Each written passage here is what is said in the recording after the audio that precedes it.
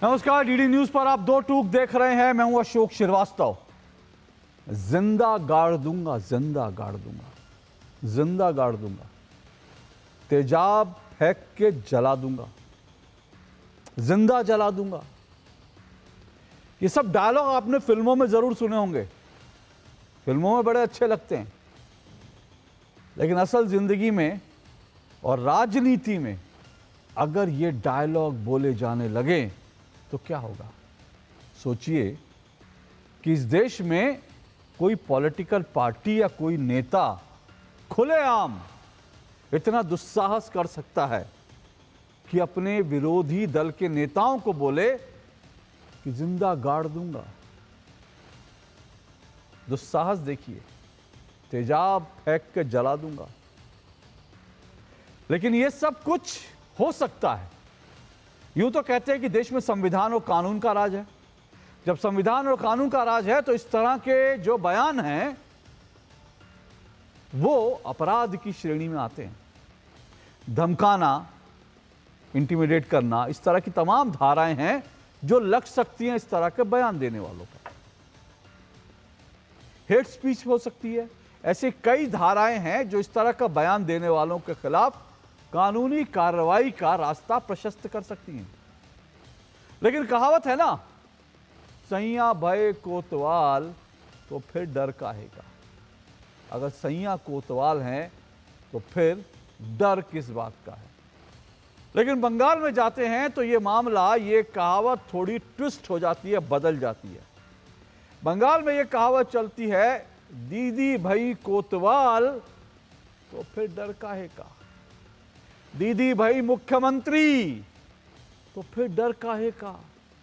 जो मर्जी करो, खेला हो बे, जो मुख्यमंत्री कहती हैं, और तड़ातड़ी खेला हो बे। इस बार तड़ातड़ी खेला हो बे।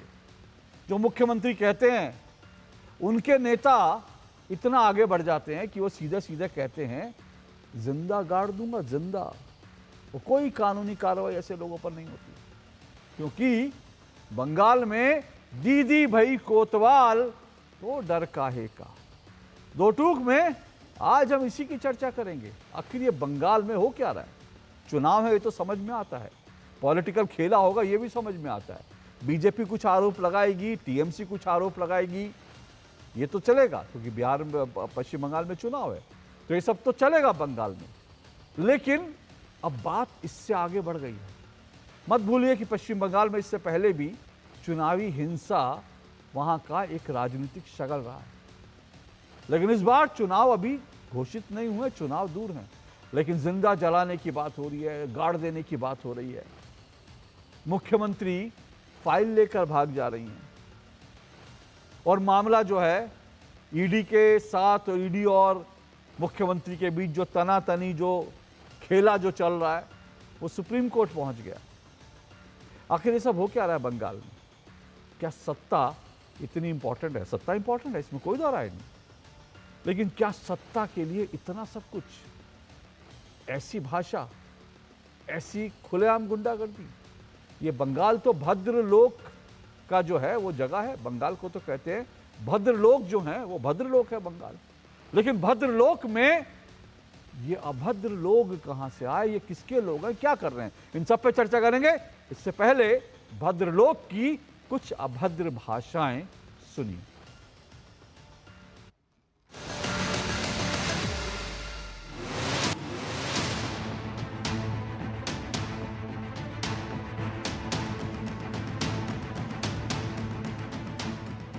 मार के बदला मार। আমি এখানকার বিজেপির নেতাদের বলছি, আর চুরি ছিনতাই তো দূরের কথা, জ্যান্ত এই মাটিতে খবর দেবো, মাইক ধরে বলে গেলাম। আর বিহার ইউপিতে বাংলায় কথা বলার জন্য মারধর হবে। যেদিন মিটিং করবেন তার পরের দিন আপনার ঘর আমি দাঁড়িয়ে ধরে ভেঙে দেবো। गुंडा राज और गुंडई है ममता बनर्जी की और तृणमूल कांग्रेस की, जो अप्रैल मई के बाद समाप्त होने जा रही है। उसके बाद शासन नहीं सुशासन होगा, और बंगाल का, पश्चिम बंगाल का हर व्यक्ति जो इस समय जिस दिक्कत में जी रहा है उस दिक्कत से बाहर। নাম যখন বাদ হয়, ইয়ারোদের নাম মিসইউজ করেছিল এবং অ্যাসোসিয়েশন চিঠি লিখে জানিয়েছিল ইলেকশন কমিশনকে যে আমরা কিন্তু ডিলিট করিনি, সেই এভিডেন্স আছে, এবং দ্যাট মিনস এআই কে দিয়ে ডিলিটটা করানো হয়েছে বিজেপি পার্টি থেকে। हिसार में भी अगर ये लोग बिहार की तरह इस विषय को उठाने का काम करेंगे तो स्वागत है। वो हमारा ही प्रचार करेंगे, हमारी सही नीतियों का प्रचार करेंगे, और मैं मानता हूं कि इस बार बंगाल की बारी है। एनडीए एक बड़ी जीत की ओर बंगाल में भी इस बार अग्रसर है। बीजेपी या टीएमसी जो शासन यंत्र है उसके ऊपर दबाव डाल रहे हैं अपने राजनीतिक हित के लिए, और इससे सिर्फ बीएलओ या एआरओ नहीं बल्कि जो आम वोटर हैं वो भी परेशान हो रहे हैं। तो बीजेपी और तृणमूल लोगों की परेशानी दूर करने के लिए नहीं, परेशानी बढ़ाने के लिए राजनीति कर रही है। ये कॉन्स्टिट्यूशनल एक्सरसाइज है।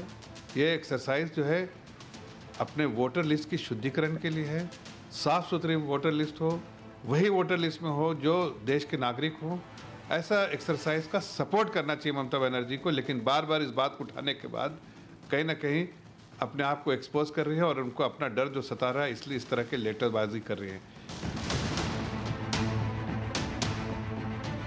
जो चिंता ममता जी व्यक्त कर रही हैं उसमें सही क्या है, गलत क्या है, ये चुनाव आयोग को देश के सामने रखना चाहिए, क्योंकि ना करने पे ऐसा लगता है कि वो किसी एक पार्टी के लिए काम कर रहे हैं।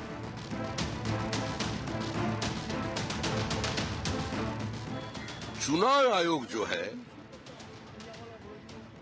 उस वही तृणमूल कांग्रेस का दिमाग में बैठे हुए हैं। तो अपने आईने से अगर दूसरों का चेहरा आप देखना की कोशिश करेंगे तो उसका नतीजा जो हो रहा है वही ममता जी का हो रहा है। और ममता जी कोई पैराट्रूपर पॉलिटिशियन तो है नहीं, वो जमीन को पहचानते हैं, क्या हो रहा है और क्या होने वाला है।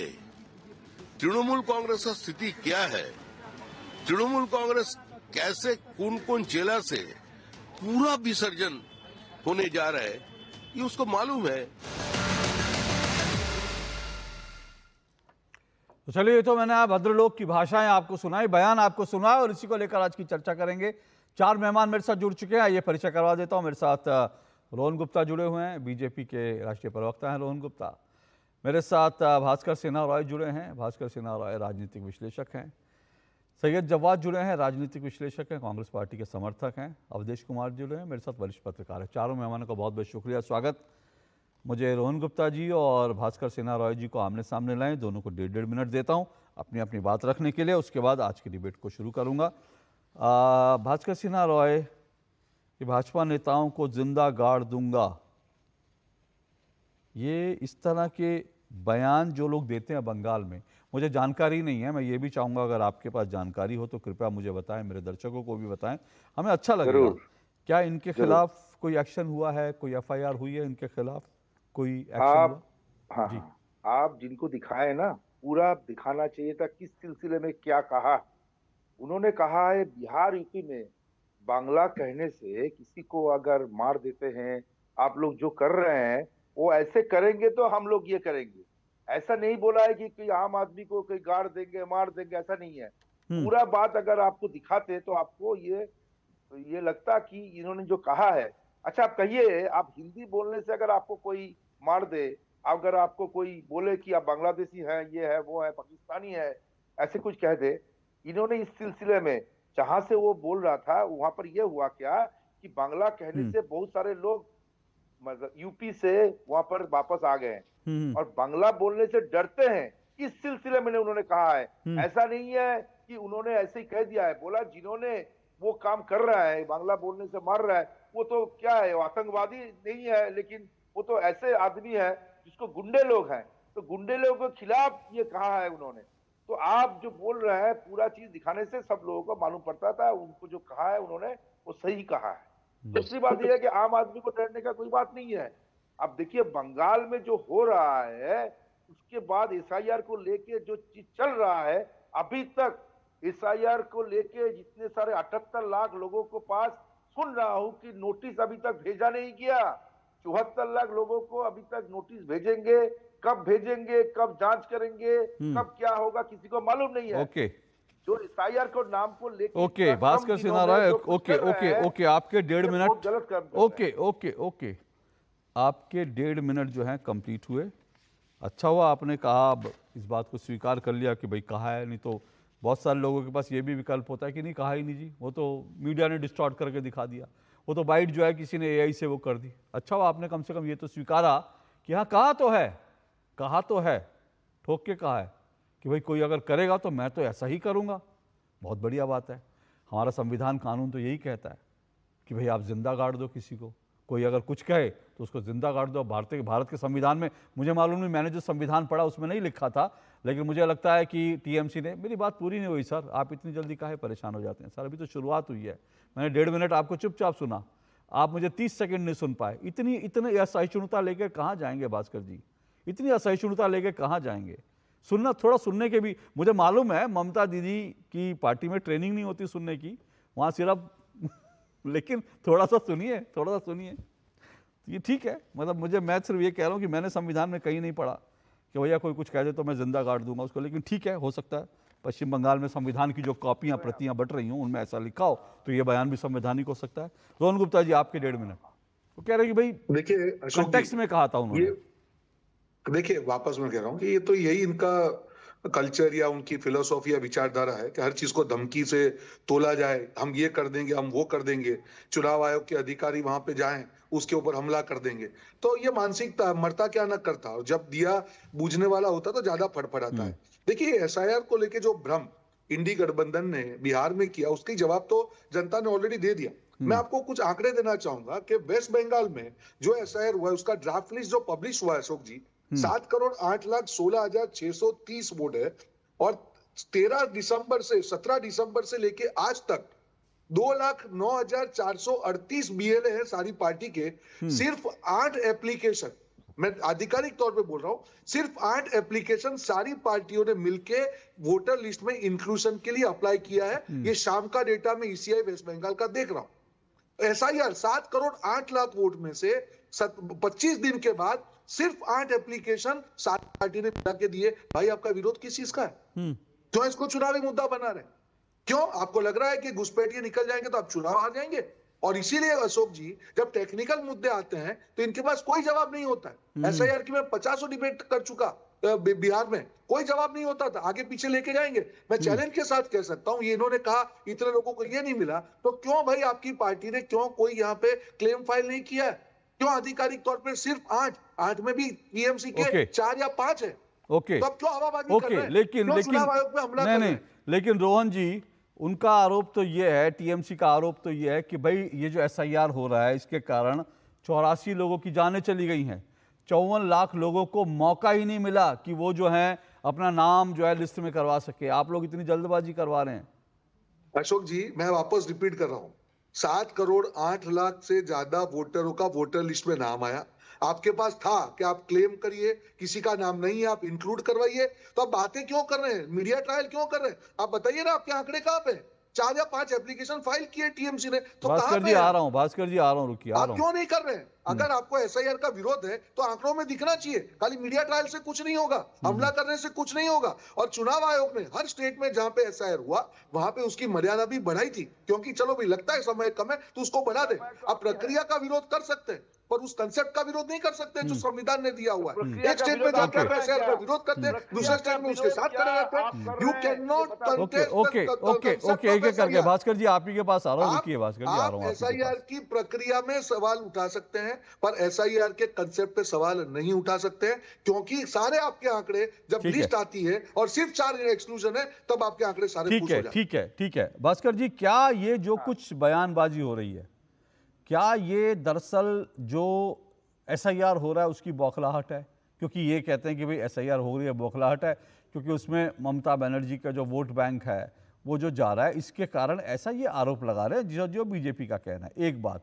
दूसरी बात ये मैं समझना चाहता हूँ कि भाई इस तरह के जो आप बयान कह रहे हैं ये पहला बयान नहीं है, ऐसे टीएमसी के कई बयान हैं। क्या हर बयान को किसी ना किसी ये कारण से देखा जाएगा कि भाई ये इसके कारण दिया, इसके कारण दिया, या कुछ एक्शन वैक्शन होगा बंगाल में? देखिए बात यह है कि इन्होंने भी कहे हैं कि प्रक्रिया को लेके सवाल खड़े कर सकते हैं, प्रक्रिया को लेके तो सवाल तो है ही, लेकिन हम सवाल हम करते हैं, जवाब इलेक्शन कमीशन नहीं देता है, जवाब देता है बीजेपी। दूसरी बात यह है, अभी तक आज भी इलेक्शन कमीशन ने कहा है कि 74 लाख लोगों को अभी तक नोटिस भेजा नहीं गया, तो ये प्रक्रिया कब खत्म होगा? मैं कहना चाहता हूं ये प्रक्रिया को इतना कम दिनों में, ये आंकड़ा ले लीजिए, 74 लाख लोगों का पास अभी तक नोटिस पहुंचने वाला है, कब जांच होगा, कब क्या होगा? दूसरी बात यह है कि आप लोग बुजुर्ग आदमी को बुलाते इतना ठंडे में, सब लाइन में खड़े कर देते हैं, और एआई का जो सॉफ्टवेयर यूज होता है, सॉफ्टवेयर गलत है, उसके लिए नाम के लिए किसी का क्या क्या सब, हम लोग कहते एसआईआर को प्रोसेस को टाइम लेकर करना चाहिए, इतना हड़बड़ी नहीं करना चाहिए। और एक बात मैं कहना चाहता हूं, ये जो घुसपैठिया और बांग्लादेशी का आंकड़ा बोल रहे हैं, मैं कृपया आपको मतलब निवेदन करता हूं, ये आंकड़ा प्रकाश कर दीजिए कि बिहार में कितना घुसपैठिया मिला है, कितना बांग्लादेशी मिला है, और बंगाल में अभी तक कितना घुसपैठिया या बांग्लादेशी मिला है, ये आंकड़ा कहां से आपको मिल रहा है? बार बार आप घुसपैठिया घुसपैठिया कह रहे हैं, कहां पर है इतना? ये इसमें क्या हो रहा है, अभी जो बांग्ला बोलने वाले लोग हैं यूपी से, बिहार से, उनको बोल रहा है कि आप लोग बांग्लादेशिया निकल जाओ। उड़ीसा में भी ये हो रहा है, तो बीजेपी शासित राज्य में क्या बंगाली लोगों को काम करने का हक नहीं है कि एसआईआर में ऐसे हवा आपने क्रिएट किया है कि जो भी बांग्ला कहने वाले हैं वो बांग्लादेशी को। सर आप लोग एसआईआर पर आ गए, मुझे कोई एतराज नहीं था, क्योंकि आप दोनों लोग जो हैं राजनीतिक रूप से अपनी अपनी बात रखने के लिए स्वतंत्र है, भारत में डेमोक्रेसी है, तो आप अपनी अपनी बात रखिए। मेरा सिर्फ ये कहना है, एसआईआर को लेकर के एक बात जो बंगाल से लेकर बिहार तक है, जिसका रोहन गुप्ता ने कहा, मैं उसमें डिबेट में मैं अभी मुझे आने में तकलीफ नहीं है, लेकिन मेरा आज जो मुख्य रूप से सवाल है, मैं कह रहा हूं कि क्या ये चुनाव इस तरह की धमकियों से वोटर को, नेताओं को इस तरह की धमकियों से, इस तरह की हिंसा से जीते जाएंगे? क्या बंगाल जो है, पश्चिम बंगाल है, वो हिंसा की राजनीति से बाहर आएगा? क्योंकि मैं फिर से एक मिनट एसआईआर को लेकर मेरा एक सवाल बार बार है, मैं बार बार बिहार तक पूरे बिहार चुनाव में मैं ये सवाल बार बार उठाता रहा, बार बार पूछता रहा पॉलिटिकल पार्टियों से कि भाई बताइए आप लोगों ने कितनी शिकायत दर्ज कराई, और अगर आपकी शिकायत चुनाव आयोग, क्योंकि जब मैं कहता था, आंकड़े देते थे तो कहते थे चुनाव आयोग शिकायत दर्ज नहीं कर रहा है, तब मैं उनसे पूछता था कि भाई अगर चुनाव आयोग शिकायत नहीं दर्ज कर रहा है तो आपने क्या सुप्रीम कोर्ट में कोई याचिका लगाई कि भाई हमारे ये शिकायतें थी जिसको इन्होंने दर्ज नहीं किया? लेकिन दोनों तरफ मुझे नीलबटा सन्नाटा। अब वो वही कहानी जो है बिहार में हो रही है, तो एसआईआर को लेकर तो अभी ऐसे ही चलेगा, चुनाव भी चलेगा, चुनाव के बाद तक चलेगा। मेरा मूल सवाल फिर से कह रहा हूं भास्कर राय जी, मैं ये जानना चाह रहा हूं कि क्या इसी तरह की हिंसा से, क्योंकि ये पहला मामला नहीं है, बंगाल में पथराव होते हैं, हिंसा होती है बंगाल में इस तरह के, और जो भाषण देने वाले नेता है ना, जो जिनके बयान बता रहा हूं, वो सिर्फ बयान नहीं देते, वो करके दिखाते हैं। मैं आपको बताऊंगा क्या क्या करके दिखाते हैं, लेकिन क्या ऐसे चुनाव जीते जाएंगे? नहीं, सवाल तो बढ़िया है आपका। देखिए, हिंसा से कुछ चीज नहीं जीता जाता है। बात पहला यह है कि सीपीआईएम जब हिंसा करते थे उसके खिलाफ ममता बनर्जी खड़ी हुई थी और पूरा उनको चुनाव में जीता। अब देखिए, हिंसा से सब लोग डरते हैं, पसंद नहीं करता है, जो चुनाव में जब वोट डालेंगे किसी ने भी, कोई नागरिक ने भी हिंसा के खिलाफ ही रहेंगे, हिंसा के पक्ष में नहीं रहेंगे।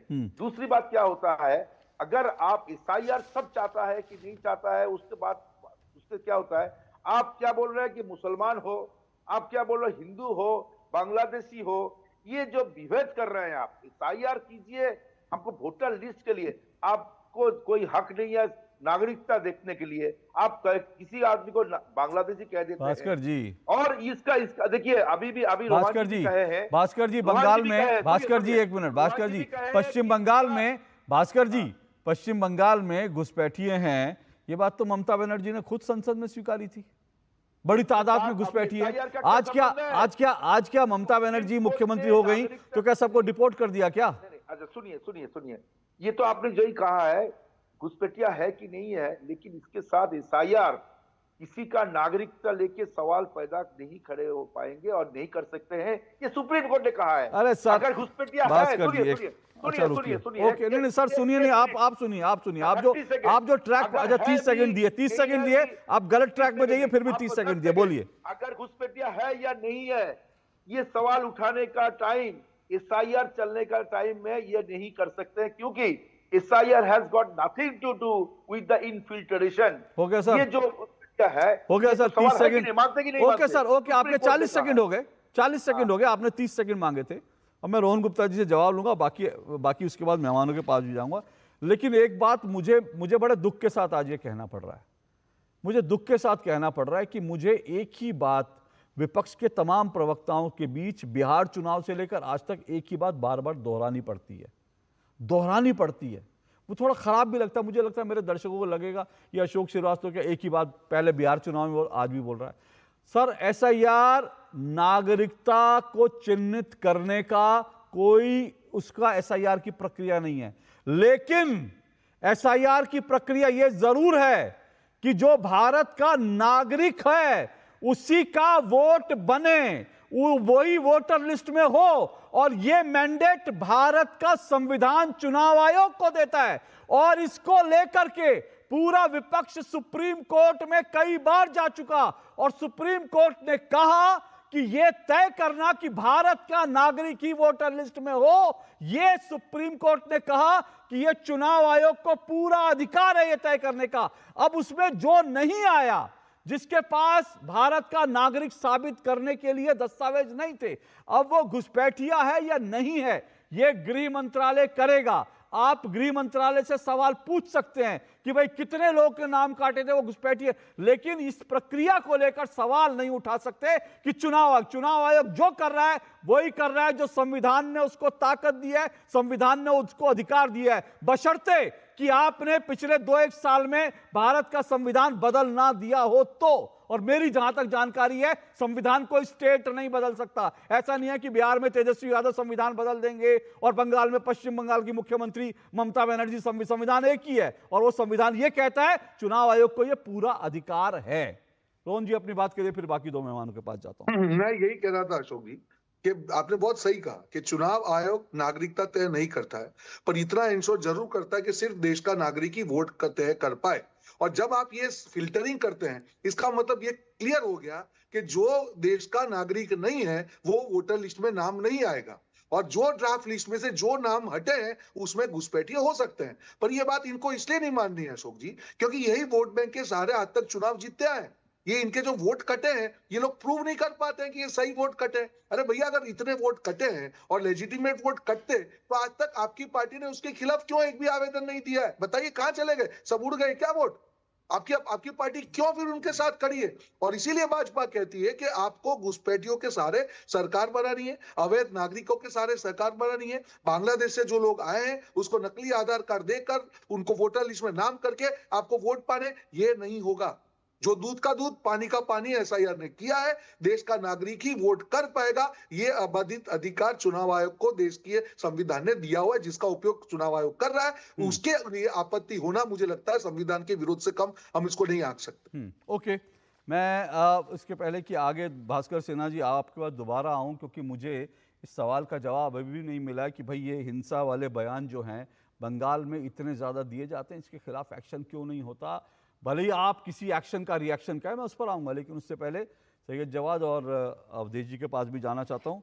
सैयद जवाद, नमस्कार। जय संविधान, भारत माता की जय। बोलिए, ये क्या हो रहा है इस देश में, बंगाल में क्या हो रहा है? बहुत बहुत धन्यवाद। आपको भी मेरा जय हिंद, जय संविधान अशोक भाई, और पूरे भारत को भी जय हिंद, जय संविधान। देखिए, वो हो रहा है, जय नहीं बोलेंगे चलिए आपकी मर्जी है। सर, आप हर बार, मैंने सैयद जवाद एक मिनट, आप हर बार संविधान की जय की करके शुरुआत करते हैं, तो सैयद जवाद ये दिखाना चाहते हैं कि जैसे संविधान पे उन्हीं का एक अधिकार है, तो वही संविधान की तो हम भी जय करते हैं, लेकिन हम भारत माता की भी जय करते हैं, लेकिन सैयद जवाद भारत माता की जय नहीं करते। चलिए, आपकी इच्छा है, बोलिए। नहीं, मैं किसी की देशभक्ति पर, देश से मोहब्बत पर, हुब्बुल वतनी पर सवाल नहीं खड़े करता हूँ, और ये मुझे लगता है कि मेरा अधिकार भी नहीं है। मुझे लगता है जितने भी भारत से मोहब्बत करने वाले लोग हैं, वो सभी लोग अपने अपने तरीके से भारत से मोहब्बत करते हैं, लेकिन ये अधिकार किसी को नहीं है कि कोई मेरी देशभक्ति के ऊपर सवाल उठाए या मैं किसी की देशभक्ति के ऊपर सवाल उठाऊं। चलिए छोड़िए। देखिए, अभी आपने बात कही कि एसआईआर इसलिए हो रही है कि देश के अंदर देश के नागरिकों का सही वोट बने, यही कहानी हम भी सोचते हैं। और घुसपैठिए कौन ढूंढ रहा है कि भारतीय जनता पार्टी एसआईआर के थ्रू। अब ढूंढने की जरूरत नहीं अशोक भाई, कोई जरूरत भी नहीं है, क्योंकि गाजियाबाद पुलिस का मैं एक बड़ा सा वीडियो देख रहा था, बड़ा उसमें छपाई, वो तो अब मशीन रखते ही बता देते हैं पीठ के ऊपर कि नागरिकता भारत की है या नहीं है। ये टेक्नोलॉजी उत्तर प्रदेश पुलिस को आ चुकी है। ठा ठा ठा मुंह से गोली चलाने के बाद यह भी तरीका आ चुका है कि लोगों की पीठ के ऊपर मशीन रख करके बता सकते हैं कि कौन भारत का नागरिक है, कौन रहेंगे।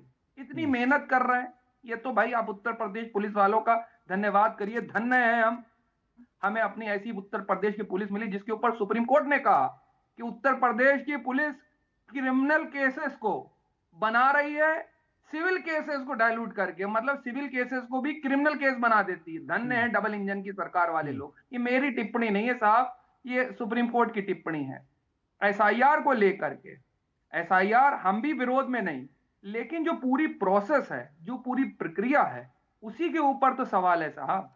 अब उन सवालों के ऊपर सर मुझे लग रहा है पता नहीं मेरे शीर्षक देखकर आप लोग बहक गए, मेरा या मेरे गेस्ट कोऑर्डिनेशन ने आपको गलत दिया था। एसआईआर पे हम कितनी डिबेट कर चुके हैं बिहार से लेकर आज तक, सैयद जवाद। एसआईआर शुरू में तो आप बोल रहे थे तो मुझे तो एकदम खटका हुआ, मुझे लगा कि मैं उत्तर प्रदेश की उस पर मैं डिबेट कर रहा हूँ क्या, मुझे लगा कि आज कहीं कोई योगी जी ने कुछ कहा क्या उस पर डिबेट। लेकिन कोई बात नहीं, ठीक है, आपने घुसपैठियों के संदर्भ में कहा, कोई बात नहीं, अच्छी बात है, आपको पूरा अधिकार है। लेकिन मैंने आपसे भी सवाल यही पूछा था, भास्कर सिन्हा रॉय से भी सवाल पूछा था, लेकिन उस सवाल के जवाब में आप लोग उत्तर प्रदेश भाग जाते हैं क्योंकि सूट करता है आपको। बहुत शानदार जवाब मिलेगा, अभी आ रहा राजनीति सूट कर जाती है, ठीक है, जहां राजनीति सूट करे वहीं पर खटोला बिछाइए, वो आपकी इच्छा है। लेकिन कभी कभी जब डिबेट में जुड़ते हैं तो सवालों का भी जवाब दे देना चाहिए, मुझे ऐसा लगता है। दे रहा हूं, आ रहा हूं।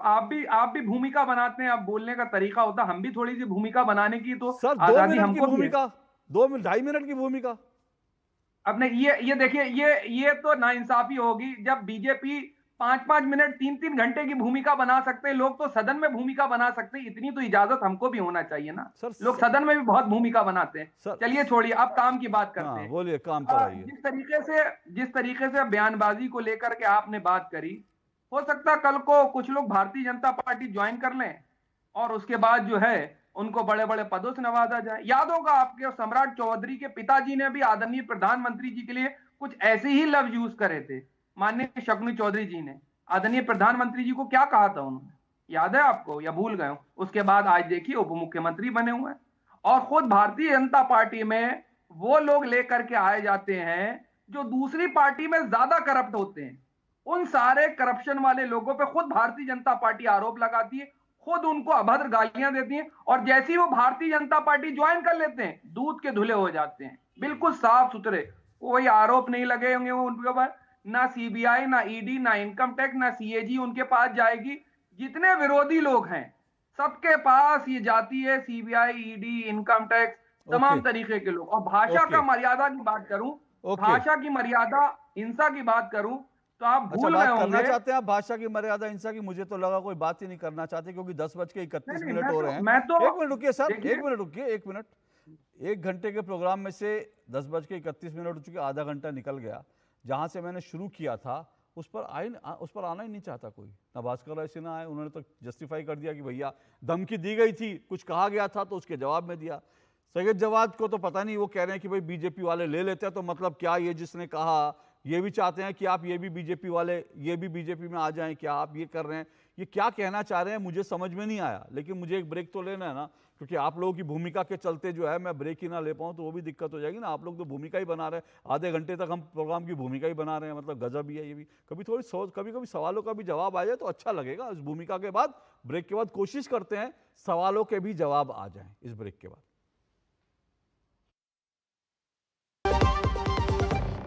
आज सारे मोहल्ले हाजी, खुशियों दी तुम्बी बाजी, हर स्वाद दिले चटकारे, नचदे ने सारे बाजी। लोड़ी दी बधाइयां, आज मिल के जश्न मनावांगे। लोड़ी दियां लख लख बधाइयां।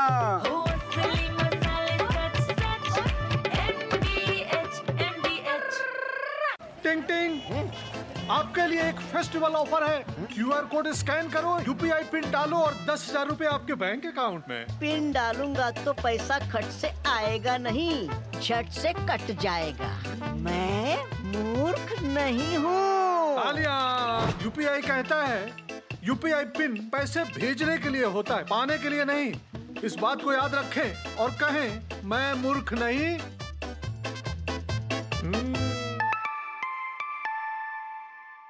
जाइए आप भी किसी का टेस्ट लीजिए। गांवों के विकास की दिशा अब गांव खुद तय करेंगे। विकसित ग्राम पंचायत प्लान्स के माध्यम से योजनाओं का होगा पीएम गति शक्ति से एकीकरण।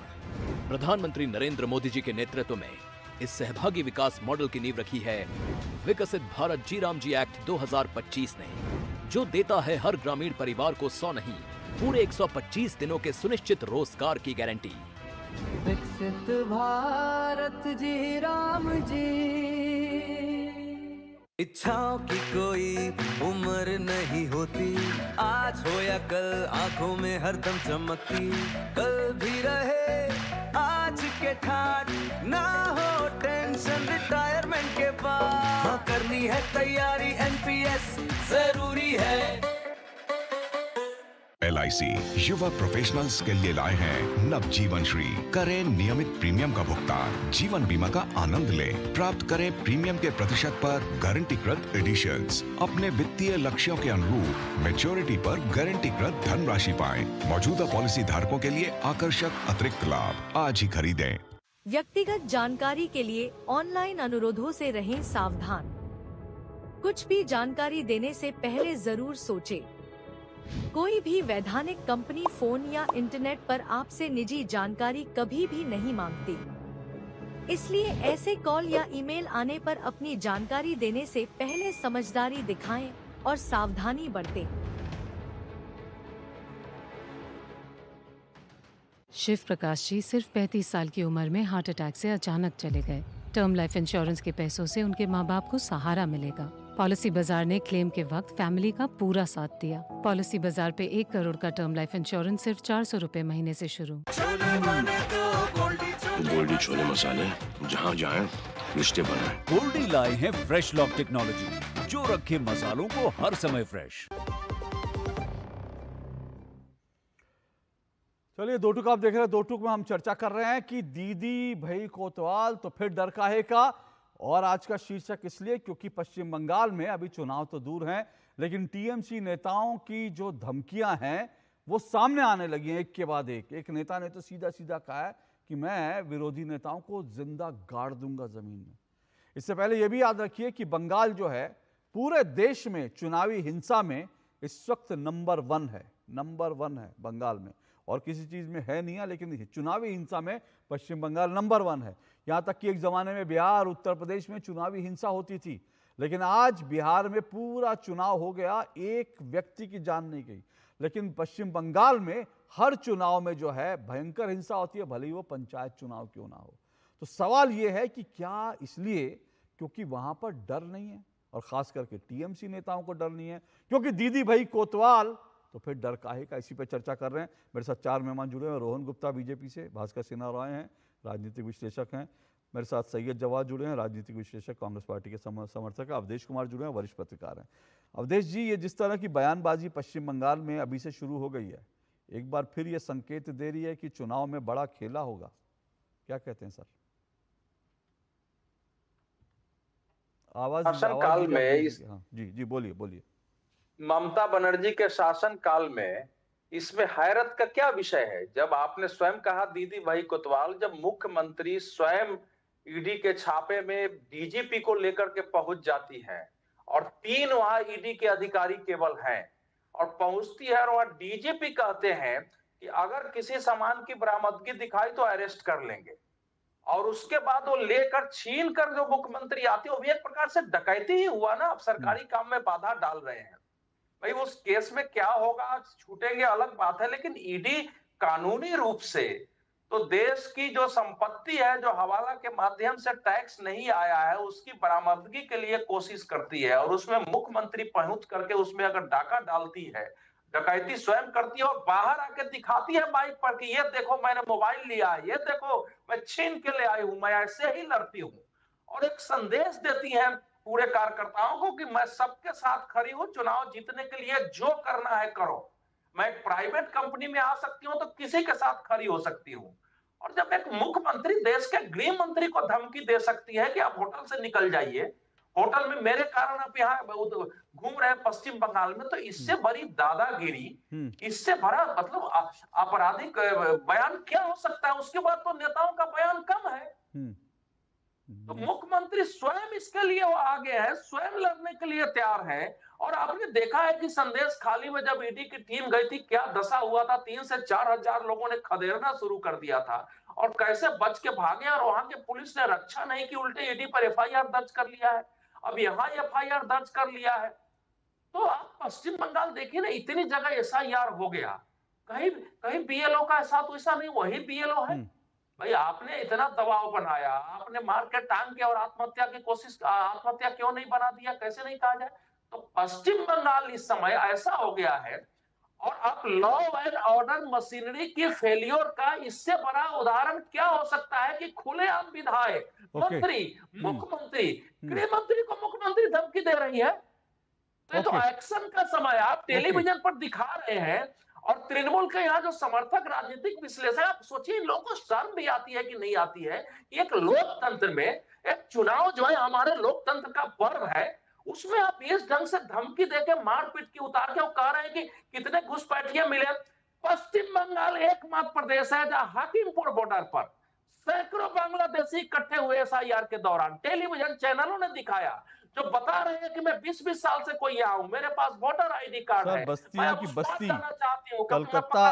कलकत्ता जैसे शहर में बस्तियों की बस्तियां खाली हो गई, रातों रात जो है, कहीं आग लग गई, कहीं लोग गायब हो गए। कितने मिले? तो वो पर ठीक है, घुसपैठियों पर हम चर्चा करते रहेंगे जब तक चुनाव है। उनका मैंने उत्तर दिया है घुसपैठियों, जी हाँ, मैं आ रहा हूँ जी, ठीक है, मैं आ रहा हूँ।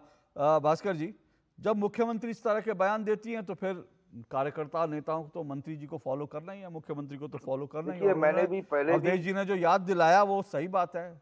मतलब एक मुख्यमंत्री कहती हैं कि हमारे संस्कार हैं, होम मिनिस्टर होटल से बाहर निकल पा रहे हैं, नहीं तो हम चाहें तो होटल के बाहर नहीं आ सकते। हम तो संस्कारी है, हम लोग चाहते हैं कि सब आए, सब रहें।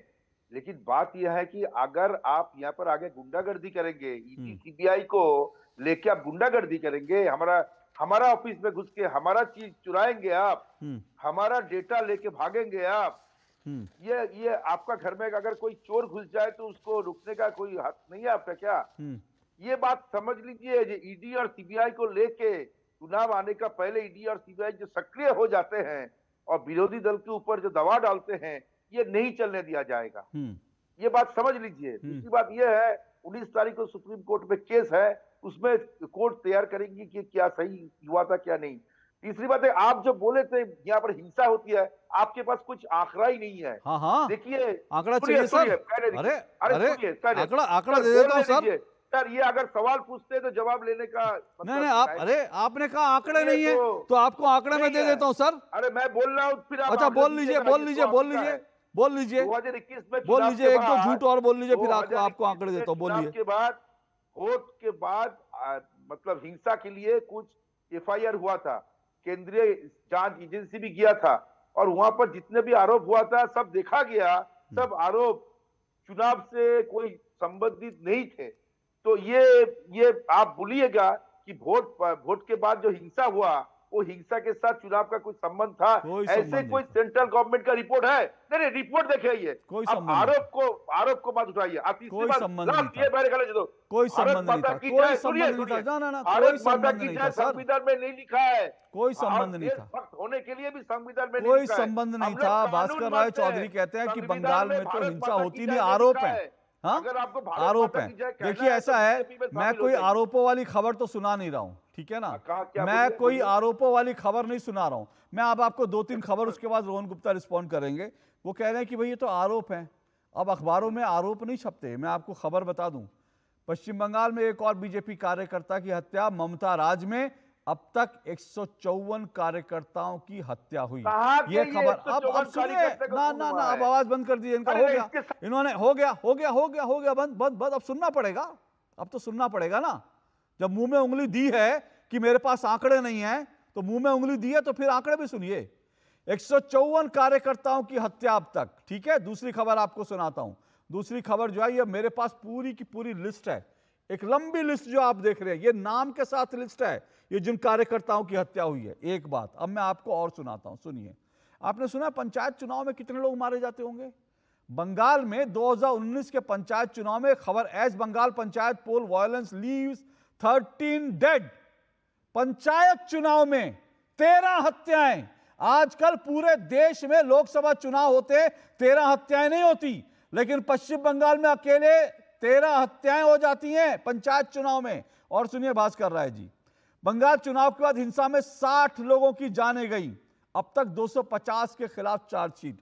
और मैं आपकी एक बात से सहमत हूं भास्कर सिन्हा रॉय, सुनिए सर, थोड़ा सुनने का भी मादा रखिए। भास्कर सिन्हा रॉय ने कहा हम संस्कारी तो हैं, बड़ी बात सही कही, संस्कारी तो हैं। टीएमसी के नेता कितने संस्कारी हैं? आपको एक बयान सुनवाता हूं, इनके संस्कारों का बयान। संस्कारी है टीएमसी के नेता। तृणमूल कांग्रेस के नेता ने क्या कहा? पूर्व पार्षद अतीश सरकार ने एक सभा में कहा ममता बनर्जी के खिलाफ बोला तो क्या करेंगे मालूम है? घर के बाहर दीवारों पर, ध्यान से सुनिएगा, घर के बाहर दीवारों पर आपकी मां और बहनों की गंदी तस्वीरें लटका दी तो शर्म से बाहर नहीं आ पाओगे। आपके घर के बाहर आपकी मां और बहनों की गंदी तस्वीरें लटका दी तो घर से बाहर। ये इनके संस्कार हैं, ये संस्कार हैं जिसको भास्कर रॉय जी कह रहे थे कि हम तो संस्कारी हैं। और ऐसे संस्कारों की मेरे पास एक लंबी फेहरिस्त है, लेकिन अगर मैंने ऐसे संस्कार बताने शुरू किए टीएमसी नेताओं की, तो मुझे लगता है कि मुझे अगले दिन सुबह तक कम से कम 8 बजे तक अपना प्रोग्राम नॉन स्टॉप चलाना पड़ेगा टीएमसी नेताओं के बयान और संस्कार सुनवाने के लिए। लेकिन क्योंकि इनको संस्कारों पर बड़ा गर्व है, तो मैंने सुना दिया इनके संस्कार कि मां बहनों की गंदी तस्वीरें आपके दरवाजों पर लटका दी जाएंगी। इतने ये संस्कार हैं, ये संस्कार हैं। रोहन गुप्ता रिस्पॉन्ड कीजिए। देखिए, आपने बिल्कुल सही कहा अशोक जी कि जिस प्रकार से बंगाल में एक डर का माहौल बनाया गया, ये लोग बात तो संविधान की करते हैं, पर जब भी संविधान के तहत कोई कार्रवाई होती है दादागिरी पे उतर आते हैं।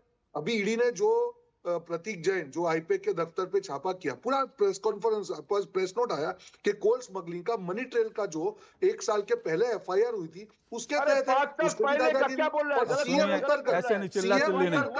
चिल्ला चिल्ली नहीं, एक आदमी जिसको बोल रहा है भास्कर जी आपके बीच में वो नहीं बोले, सुनिए। देश के इतिहास में पहली बार हुआ है कि सीएम आकर डॉक्यूमेंट्स लेके वहां पे चली गई।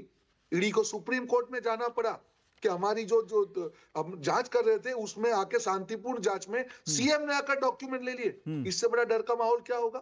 और हर जगह पे ये दादागिरी। और आपने बिल्कुल कहा कि जब दीदी है तो कुछ भी कर लो, दीदी है तो दादागिरी कर लो, हमको कोई रोकने वाला नहीं है। और यही माहौल पूरा बंगाल में बना के रखा है। मैं हूँ बंगाल में ही हूँ, वॉर रूम अभी मैं वहां पे संभाल रहा हूँ। यही पूरा किसी भी आप कार्यकर्ता के पास जाइए, एक डर का माहौल बना के रखा है। पर जनता बोल नहीं रही है, पर जनता इस बार समझ रही है कि ये दादागिरी नहीं चलेगी। इनकी दादागिरी के चलते जो बंगाल को पूरे देश के विकास का लाभ मिलना था, से देश की सरकारी योजनाओं का लाभ मिलना था, आज बंगाल की जनताओं को उससे दूर रखा गया क्योंकि वहां पे दादागिरी चल रही है। तो मुझे लगता है कि जनता इस बार इस दादागिरी को ही जवाब देगी। और इस प्रकार का डर का माहौल अशोक जी पूरे देश में चुनाव देखे, जो यहाँ पे डर का माहौल उन्होंने बना के रखा है, कहीं पे भी मैंने नहीं। जनता क्या जवाब देगी ये तो मुझे नहीं पता, क्योंकि सवाल यह है कि जनता अगर सुरक्षित रूप से वोट डाल पाई तभी तो। 1 मिनट रुकिए सर, रुकिए, मैं आपको मौका दूंगा। तो सवाल यह है कि अगर लोग घर से निकल पाएंगे तो ना, क्योंकि देखिए ना, टीएमसी के नेता हमीदुल रहमान, इन्होंने क्या कहा? इन्होंने कहा lessons will be taught to dishonest people. मतलब डिसऑनेस्ट, इनका ये जो पूरी खबर है, कहते हैं डिसऑनेस्ट कौन है? जो विपक्ष को वोट देते हैं वो डिसऑनेस्ट लोग हैं। ये इसलिए डिसऑनेस्ट लोगों को, और ये देखिए टीएमसी विधायक की खुली धमकी, वोट देने ना जाए बीजेपी के कट्टर समर्थक, वरना तो मुझे नहीं मालूम जनता क्या फैसला देगी। पहले तो जनता वोट डाल पाए बंगाल में, तब उसका फैसला आएगा। लेकिन इस तरह की अगर धमकियां आएंगी तो फिर कैसे? बोलिए सैयद जवाद, बोलिए। ये ऐसे बंगाल में। और ये सैयद जवाद, ये एक मिनट सैयद जवाद, आप अपनी बात रखिए, उससे पहले ये भी बता दूं, ये बंगाल के लोग, बंगाल में टीएमसी के लोग जो है वोट नहीं देने देते हैं, धमकाते हैं लोगों को, ये अकेले बीजेपी नहीं कहती, ये आपके जो है आपके नेता भी अधीर रंजन चौधरी भी कहते हैं। वो भी कहते हैं कि बंगाल में घुसपैठिए हैं, बंगाल में फर्जी वोटर हैं, बंगाल के अंदर हिंसा होती है, ये अधीर रंजन चौधरी भी कहते हैं। अब आप यूपी पे बिहार पे जाना चाहें, वो आपकी इच्छा है, बोलिए। नहीं अशोक भाई, बहुत अच्छी रिसर्च करके लेके आते हैं आप विपक्ष के लिए, बहुत शानदार रिसर्च करके ले आते हैं, सिर्फ विपक्ष की ही करके लेके आते हैं। कभी सत्ता पक्ष की भी करके लेकर के आइए कि भाई साहब कौन से भारतीय जनता पार्टी के नेताओं ने दीदी, ओ दीदी, कपड़ों से भी पहचान लेते हैं, ये कौन सी कांग्रेस की विधवा थी, दीदी गाली है क्या? अच्छा नहीं, कोई इसमें कुछ मुझे पता नहीं, मतलब मैं तो हिंदी में पढ़ा लिखा हूँ, मुझे नहीं मालूम दीदी और दीदी गाली है। अगर गाली है तो बताइए, फिर तो मुझे अपना हेडिंग भी बदलवाना पड़ेगा, दीदी मैंने लिख दिया इसमें। नहीं देखिए क्या होता है अशोक भाई, आप तो मुझे मालूम नहीं कौन से परिवारों में या कौन से संस्कार जो है वो दीदी को गाली मानते हैं। चलिए बोलिए। देखिए अशोक भाई, मुझे उम्मीद है कि आप पढ़ लिख करके समझदारी के साथ, आपको चाय जरूर बनाना आती है, लेकिन आपने कभी चाय बेची नहीं होगी, ना उसका प्रचार प्रसार करा होगा, मैं जानता हूं इस बात को, ना आपने पकोड़े को रोजगार बताया होगा, मैं इस चीज को भी जानता हूं। पकोड़े रोजगार हैं, सुनिए, पकोड़े रोजगार हैं, मैं आपको बताता हूं। आप सरोजनी नगर गए हैं कभी? आप हंस लीजिए सर, जितनी आपकी सुनिए, सरोजनी नगर में एक पकोड़े वाले हैं, खानदानी पकोड़े वाले, जितनी आपकी महीने की, जितनी आपकी साल की इनकम नहीं होगी ना, उतने वो एक दिन में जेब में रख के जाते हैं पकोड़े बनाकर। तो पकोड़े बनाना ना, अगर पकोड़े बनाना नहीं होता तो और तो ममता बनर्जी तो चाय बेचने वालों को कहती हैं कि ये भी धंधा है। बोलिए, पकोड़े बनाने को मत चाहिए। तो अशोक भाई, कल से नौकरी आप भी छोड़िए, पकोड़े तलिए, क्योंकि वो आपसे भी ज्यादा ले जाते हैं। मैं खुशी से करता, लेकिन दिक्कत ये सैयद जवाब सुनिए ना, मुझे पकोड़े तलने आते नहीं, अगर आते तो आज मैं यहां से ज्यादा कमा रहा होता।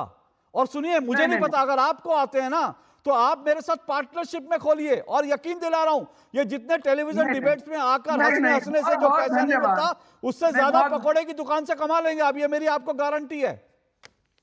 नहीं, हम ठीक है, हम अपना जो है ईमानदारी से पैसा कमा करके। अरे पकोड़े वाले भी ईमानदारी से कमाते हैं। हाँ, पकोड़े वाले चोरी नहीं करते, ईमानदारी से कमाते हैं। नहीं, कुछ लोग आजकल चाटुकारिता करके भी कमा रहे हैं। नहीं, वो तो बहुत सारे लोग कमाते हैं चाटुकारिता करके, इसमें कोई दो राय नहीं है। चाटुकारिता तो जब से इस देश में कांग्रेस का शासन है, चाटुकारिता तो यहाँ बिजनेस रहा है सर। कांग्रेस में तो चाटुकारों को स्पेशल जो है पद्मश्री तक दिए जाते हैं। वो तो कांग्रेस में चाटुकारी करो तो आपको क्या नहीं मिलेगा सर। बंगला गिनवाऊं मैं, बंगला गिनवाऊंगा, कोठी गिनवाऊंगा, पद्मश्री गिनवाऊंगा चाटुकार लोगों को। आप क्या बात करते हैं सर। वो तो कांग्रेस का गांधी खानदान ने चाटुकारिता को भारत का सबसे बेहतर पेशा बना दिया। वो तो अब जो है थोड़ा थोड़ा जो है ये पेशा जो ये पेशा खत्म हो गया, नहीं तो आप लोगों ने तो चाटुकारिता को भारत का पेशा नंबर 1 बना रखा था।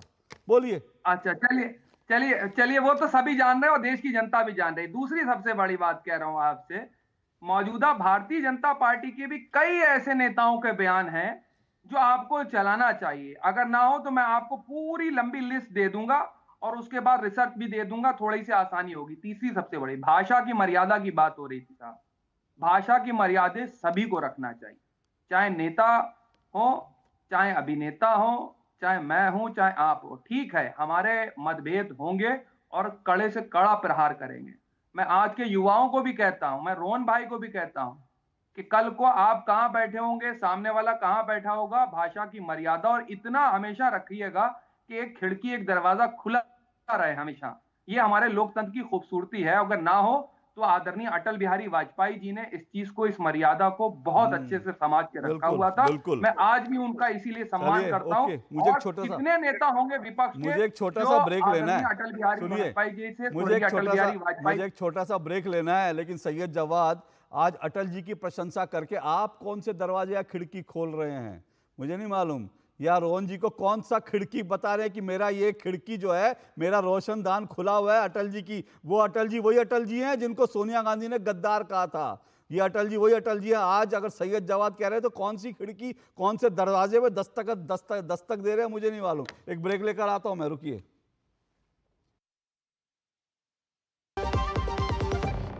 जन जन का रखे ध्यान, टीबी मुक्त भारत अभियान। जब सुरक्षित हैं वे लोग जिन्हें अधिक है टीबी होने की संभावना, तभी साकार होगी टीबी मुक्त भारत की कामना। पहले से मौजूद स्वास्थ्य परिस्थितियाँ टीबी होने की संभावना को बढ़ा सकती हैं। इस वर्ग में आप या आपका परिवार भी हो सकता है। इस समूह में आते हैं वे लोग जिन्हें पिछले 5 वर्ष में टीबी हुआ हो, 60 वर्ष या उससे अधिक आयु, धूम्रपान या शराब का सेवन करने वाले, कुपोषित, टीबी रोगी के साथ रहते हों, मधुमेह रोगी, HIV से पीड़ित लोग। तो टीबी के लक्षण होने पर तुरंत अपनी जांच कराएं। अगर टीबी ना हो तो जरूरत पड़ने पर टीबी प्रिवेंटिव थेरेपी से सुरक्षित हो जाएं। अन्यथा निशुल्क दवा और उपचार का लाभ उठाएं। आइए हम सब मिलकर देश को टीबी मुक्त बनाएं। Treat every TB patient best at the very first opportunity. स्वास्थ्य एवं परिवार कल्याण मंत्रालय द्वारा जनहित में जारी। टिंग टिंग, आपके लिए एक फेस्टिवल ऑफर है। QR कोड स्कैन करो, UPI पिन डालो और 10,000 रुपए आपके बैंक अकाउंट में। पिन डालूंगा तो पैसा खट से आएगा नहीं, झट से कट जाएगा। मैं मूर्ख नहीं हूँ। आलिया, UPI कहता है UPI पिन पैसे भेजने के लिए होता है, पाने के लिए नहीं। इस बात को याद रखें और कहें मैं मूर्ख नहीं।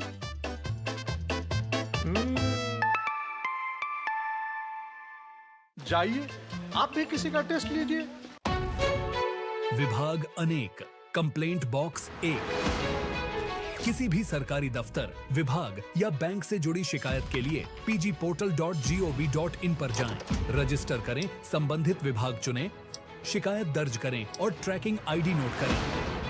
SMS या ईमेल पर एक्नॉलेजमेंट पाएं और शिकायत का जवाब सीधे मंत्रालय से प्राप्त करें। अब तक 1 करोड़ 12 लाख से अधिक भारतीयों ने भरोसा जताया। CP ग्राम्स, आपकी हर शिकायत का हल। अभी शिकायत दर्ज करें pgportal.gov.in।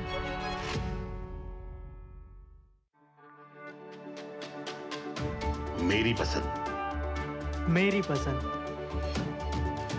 मेरी पसंद, मेरी पसंद, हमारी पसंद, हम सबकी पसंद। मजबूत देश का मजबूत सरिया हो गया स्टील। जब विकास जी के लिवर का ऑपरेशन हुआ तो पॉलिसी बाजार की टीम ने हॉस्पिटल पहुंचकर 50 लाख रुपए का क्लेम अप्रूव करवाने में पूरी हेल्प की। पॉलिसी बाजार पर 1 करोड़ का हेल्थ इंश्योरेंस सिर्फ 550 रुपए महीने से शुरू। गोल्डी छोले मसाले, जहाँ जाएं रिश्ते बनाएं। गोल्डी लाए हैं फ्रेश लॉक टेक्नोलॉजी, जो रखे मसालों को हर समय फ्रेश। ओके, चलिए मैं एक बार फिर से आ रहा हूँ विषय पर। और अवधेश जी, 1 मिनट रुकिए सर, समय ब्रस्ट। अवधेश जी, बहुत संक्षेप में, जो सैयद जवाद ने कहा, उन्होंने कहा इस तरह के तमाम नेता, इस तरह के बयान, हर पॉलिटिकल पार्टी में ऐसे नेता हैं, तो फिर सिंगल आउट करना सिर्फ विपक्ष को क्यों? नहीं, अब सैयद जवाद जो कह रहे हैं उसका उत्तर देने की आवश्यकता है क्या? मुझे तो उदाहरण दिया जाए ना कि चुनाव में इसके पहले किस नेता ने धमकी दी थी, किस मुख्यमंत्री ने, किस मंत्री ने किसी छापे पर जाकर के सामान छीना हो, डीजीपी को लेकर बाहर आके कहा हो कि मैं सबके साथ हूं। कौन से मुख्यमंत्री है जो किसी पुलिस अफसर के अगर खिलाफ जांच हो रही है तो जाकर के हंगामा करके धरने पर बैठती है, तोड़फोड़ करती है? मैंने तो आज तक नहीं देखा है। देखिए, वहां की हालत यह है कि 2023 के पंचायत चुनाव में जब हिंसा होने लगी, जिसके आपने बताया है, तो हाई कोर्ट ने 822 कंपनी सेंट्रल फोर्सेस को तैनात करने के लिए स्टेट इलेक्शन कमीशन को आदेश दिया। स्टेट इलेक्शन कमीशन ने समय पर लेटर ही नहीं लिखा और समस्या हो गई कि कुल मिलाकर के करीब 670 या 75 कंपनी गई, बाकी गई नहीं, चुनाव के बाद पहुंची। पिछले विधानसभा चुनाव के बाद जब हिंसा हो रही थी और ममता बनर्जी से पूछा गया तो उन्होंने उत्तर दिया कि हम क्या कर सकते हैं, फोर्सेस तो चुनाव आयोग के पास रहता है, ये हिंसा के लिए चुनाव आयोग जिम्मेवार है, मेरे हाथ में तो शासन ही नहीं है, और हिंसा होती रही है। तो ये तो पश्चिम बंगाल एक आतंक के राज्य का कानून व्यवस्था के नाम पर कानून व्यवस्था को ध्वस्त करने, सत्ता के संरक्षण में अपराध करने का ऐसा एक राज्य बन गया है जिसके विरुद्ध ठीक, क्या किया ओके। जाए ये सोचने की आवश्यकता है। ओके 30 अरे सेकंड तो कल अब- okay 30 second Syed Jawad 30 second, उसके बाद रोहन गुप्ता, सिर्फ 30 सेकंड प्लीज। हाँ बोलिए रोहन जी। नहीं देखिए क्या है, एक मिनट आपने रुकिए। बात करी भाषा की मर्यादा को लेकर के, आपने मेरे बयान को बोला। मैं अपनी बात एक बशीर बद्र साहब के शेर से जो है वो खत्म कर देता हूँ कि मुखालफत से मेरी शख्सियत संवरती है, मुखालफत से मेरी शख्सियत संवरती है, मैं अपने दुश्मनों का बड़ा एहतराम करता हूँ। ठीक है जी, शुक्रिया देखिए, शुक्रिया क्या है, शुक्रिया जि- शेर व शायरी के लिए। ओके ओके 30 सेकंड थे। तबास्कर आए 30 सेकंड आपके, जल्दी से। क्या बोले इन लोगों मैं आ रहा हूँ को? रोहन जी। आप लोग जो तथ्य लेके बैठे हैं, गलत तथ्य लेके बैठे हैं। अच्छा। हम चाहते हैं कि आप सही तथ्य लेके बैठ के बात करें।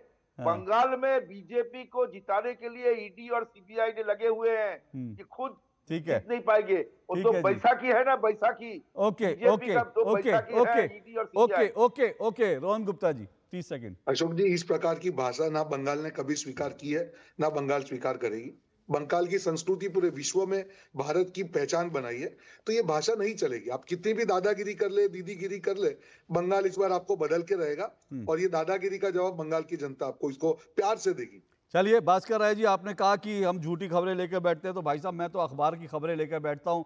मैं अगली बार आप बोलेंगे, अगली बार बोलेंगे तो अगली बार टीएमसी के मुखपत्र की खबरें लेकर आ जाऊंगा, तो आपको शायद टीएमसी के मुखपत्र की खबरें सही लगती होंगी। मैं तो ये जो है सार्वजनिक रूप से अखबारों में छपी। चलिए बहुत बहुत शुक्रिया आप सभी मेहमानों का। दो टूक में आज बस इतना ही, कल आपसे मुलाकात होगी। नमस्कार।